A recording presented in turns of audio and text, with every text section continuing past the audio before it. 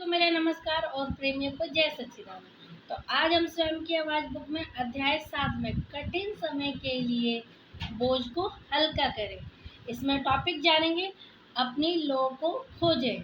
तो इस बारे में प्रेम रावत जी ने क्या लिखा है उसे पढ़ेंगे, सुनेंगे और समझेंगे। ज़्यादा नहीं बट थोड़ा बहुत ज़रूर कोशिश करेंगे कि समझें। तो स्टार्ट होता है यहाँ से। एक कहावत है जिसके अनुसार अंधेरे को कोसने के बजाय एक मोमबत्ती जलाना बेहतर है।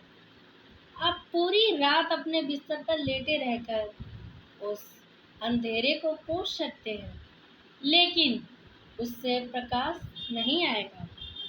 हम अपनी समस्याओं के अंधेरे जंगल में बैठकर रो सकते हैं, और मुझे पता है कि समस्याएं कभी कभी बहुत भारी लग सकती हैं, लेकिन कभी कभी हमें कहना पड़ता है, बस बहुत हो गया। आगे उस स्थिति में हमें अपने साहस को जगाने की और माचिस लेकर उस मोमबत्ती को जलाने की जरूरत है। फिर हम उस मोमबत्ती की लौ का उपयोग दूसरी मोमबत्ती को जलाने के लिए कर सकते हैं। अंदाजा लगाओ, पहली मोमबत्ती की रोशनी बुझती नहीं है और हमारे पास दो गुनी रोशनी हो जाती है, और हम ये करते रह सकते हैं जब तक हम अपने जीवन को फिर से रोशन ना कर लें। लेकिन केवल एक जली हुई मोमबत्ती ही अन्य मोमबत्तियों को जला सकती है। इसलिए हमें हमेशा अपने भीतर की उस आग को पाने की जरूरत है। आगे है, और प्रकाश क्या है? ये एक चेतना है, एक सच्चा प्रकाश। हमें जीवन में कठिन समय आने पर भी हमारा मार्गदर्शन करता है। खराब समय के बारे में मेरा दृष्टिकोण नया नहीं है।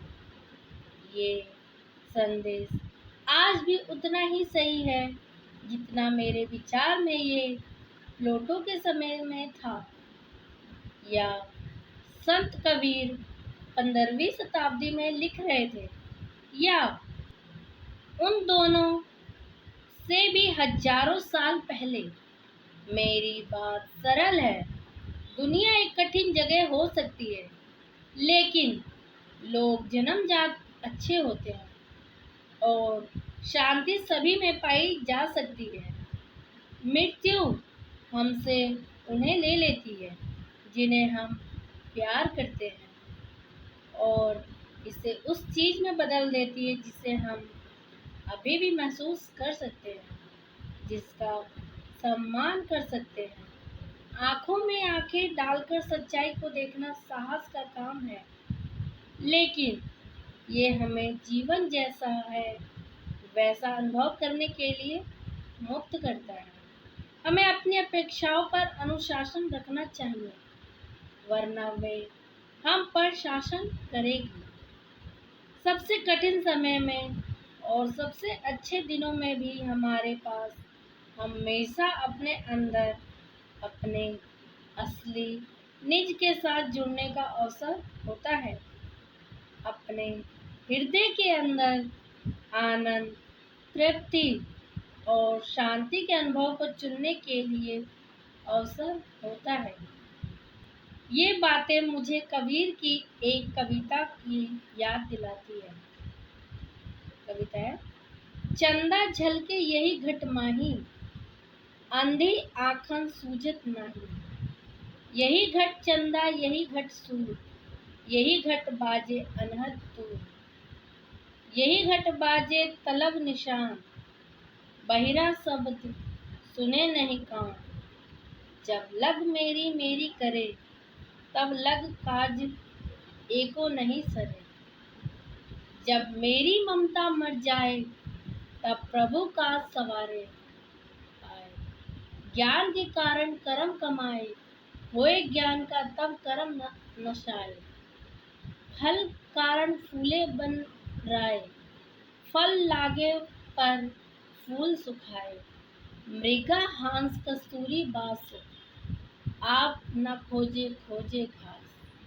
आपके भीतर के सभी यंत्र एक लय में बज रहे हैं। अंदर की गहराई में शांति को सुनो, ये शांत ध्वनि है।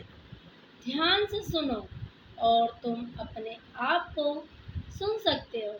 तो ये समझने की बात है। अगर आप प्रेम रावत जी को सुनना और समझना चाहते हैं तो मैं उनका लिंक डिस्क्रिप्शन में डाल रही हूँ। आप उन्हें सुनिए और समझिए और उन्हें फॉलो कीजिए। बस इतना ही। धन्यवाद।